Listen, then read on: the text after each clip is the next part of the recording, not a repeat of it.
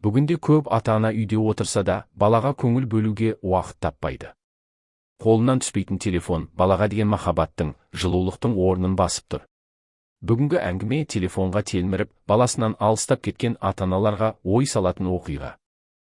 Қала шетіндегі шағын пәтерде Нұрлан мен Айгүл атты жас ата-ана екі баласымен тұратын. Жұмысқа барып, күнделікті тұрмыс қамымен жүргенімен, үйге келгенде екеуінің де қолынан түспейтіні телефон. Нұрлан диванға жайғасып алып, жаңалықтар мен әлеуметтік желілерді ақтарады. Айгүл болса дүкендегі жеңілдіктерді, әртүрлі бейнелерді қарап, уақыт өткізеді.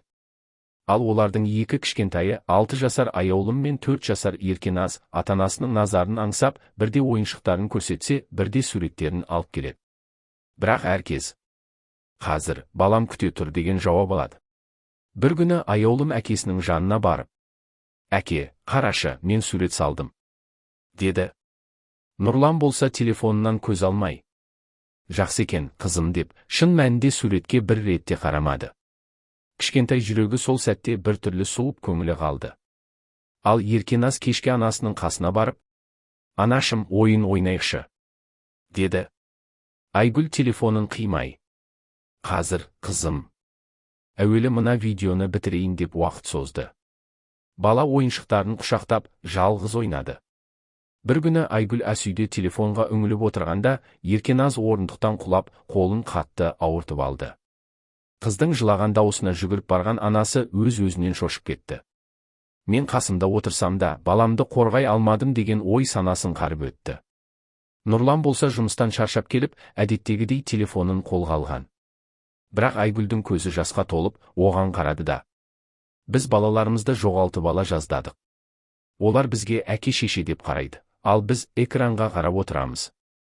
Ертең олар есейсе, бізге көңіл бөлмей қойса, не істейміз? Деді. Сол түні екеуі балаларын қасына алып, ұзақ әңгімелесті. Қыздары мәз болып құшақтап алды. Сол сәтте Нұрлан мен Айгүл бір-ақ нәрсені түсінді. Телефон уақыт өткізуге арналған құрал, ал бала өмірдегі ең қымбат аманат.